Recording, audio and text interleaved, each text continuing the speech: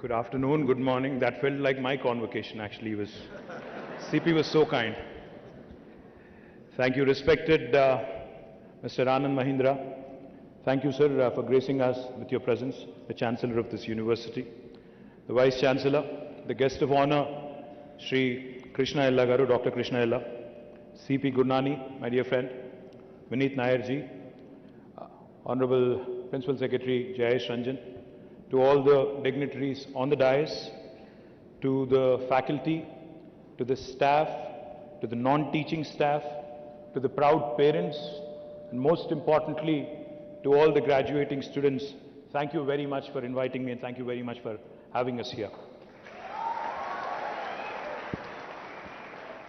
Now, first of all, my heartfelt congratulations to all the students who have successfully passed their courses and are receiving their degrees today.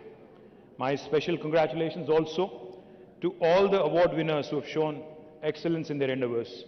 Amongst the private universities that have been set up in the state of Telangana, Mahindra University occupies a place of pride. The Mahindra Group is reputed for business excellence in diverse fields, and there is no doubt that the university is also run with the same passion and commitment in achieving excellence and in making all the students lifelong votaries of excellence in whatever they do. Mr. Anand Mahindra himself embodies another very important virtue, which is that of compassion. In fact, when he was speaking, I was listening in very intently. Now, when he talked about a combination of art and science and what he wants to bring about in Mahindra University, eventually a blend of both. I remember a conversation that I had with a friend of mine. Now, this friend of mine had told me that there are two kinds of people in the world, artists and then there are the scientists. Artists who think with their heart and scientists who basically let their mind dominate. I think what Mr. Anand Mahindra was alluding to today is he wants Mahindra University to create that new blend, that new breed of people, which is a good combination of heart and mind, which is a blend of art and science, a new breed which is a combination of artists and scientists, and hopefully all of you and the future classes of Mahindra University, future students of Mahindra University will become an embodiment of that. Good luck to you, sir, on that effort, and I hope you'll set a benchmark. I hope you'll raise the bar in India for other universities, for other academic institutions. Mr. Mahindra's life has been spent in making our country proud by coming out with products and services that are truly world-class. He is a visionary in that many of his ideas are futuristic, anticipating the needs of the world decades ahead of time. I'm sure that the university also has fostered a strong culture of compassion, innovation, and inquisitiveness in the hearts and minds of all the students here. Young India, I call India young because, as you all know, if you look at our population today, 1.4 billion India, 50% of India is less than the age of 27. 65% of India is less than the age of 35. That's why I call our country a young country. As the world is getting older, India is getting younger. And youth in our country especially are brimming with ideas, are brimming with energy, are wanting to take on the world and have an aspiration that is truly global. They have a voice and want to be heard across the world. They are no more passive observers of events going by, but possess a strong desire to be at the center stage and make a difference and an impact globally. In a way, this augurs very well for the country as we are very close to the cherished milestone of 75 years of independence of our glorious nation. These milestones are also occasions when we have to think about our future and how we collectively intend to make the future much more than what the past has been. The youth are going to shape the future immensely. Not only our country's future, but Indian youth have the unique ability and the unique opportunity of shaping the future of the modern world. The youth and how we groom them today, what ideals and aspirations we sow in their hearts and minds, and what kind of responsibilities we bestow upon them at an early age will matter the most in how young people will contribute to the noble task of nation building. While our country, India, has done rather well in the last 75 years in general, yet the reality is we are still a developing nation. We are still, by global standards, a third world country. Somewhere or the other, we seem to have lost track of the most important priorities and have focused on issues that distract us and cause divisiveness amongst ourselves. Let me share a piece of statistic which might be of interest to you.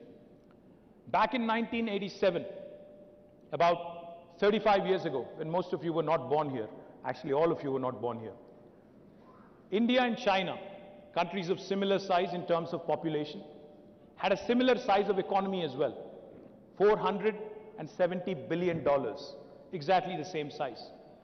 But cut to 35 years later, today China is at $16 trillion GDP and India is only at $3 trillion. And we still keep dreaming the 5 trillion dream. Now, I don't want to point fingers, I don't want to say anything which is political, but I have to say this. I think the future of India will augur well for us if we are not distracted from economics. You know, politics can wait. It can happen once every 6 months in 5 years. But the remaining 4.5 years, I think the nation, its polity, its political leadership, in fact, has to remain focused on economics, on creation of employment, on issues that really matter to our future. While the politicians of this country are largely to be held accountable for their inability to arrive at a consensus on national priorities and then devoting their energies in achieving them, we also cannot ignore a sense of apathy amongst the general population in allowing things to come to such a state. Amongst many of the perceived problems about India, one that is commonly noted is that the brightest minds, implying all the people like you, are working endlessly to solve the problems of the rich, while collectively completely ignoring the problems of the poor. As I mentioned, hardly anyone has focused on building houses and toilets for the poor, but there are hundreds and thousands of bright engineers and architects who are constructing villas in gated communities for the rich. It is time that we also change our lopsided priorities and ensure that the task of nation building remains supreme for everyone. While we all speak about India as one nation, which it is, we should also accept another reality, that within our country of India, there are 28 different Indias, meaning there are 28 states within India which are extremely diverse and have their own levels of development. There are few states today who have focused on good governance, balancing the priorities between welfare, development, have designed people-centric programs, and have implemented all their ideas and goals with perfect execution.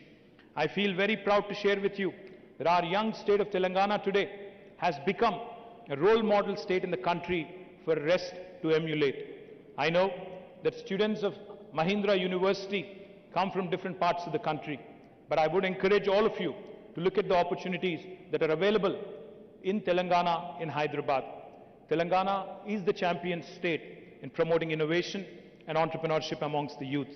Like no other government of the day, our state has invested heavily in creating world-class institutions where young minds who have the passion to make a difference are encouraged in every possible way to make their dreams a reality.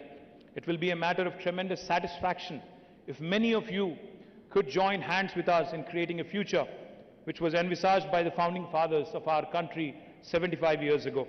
I do hope that each of you will step out into this world as young people, not only having great knowledge and skills, but also as young people who want to contribute to the betterment of the society and become change makers. Once again, I wish you all the very best for your future. Jai Telangana, Jai Hind.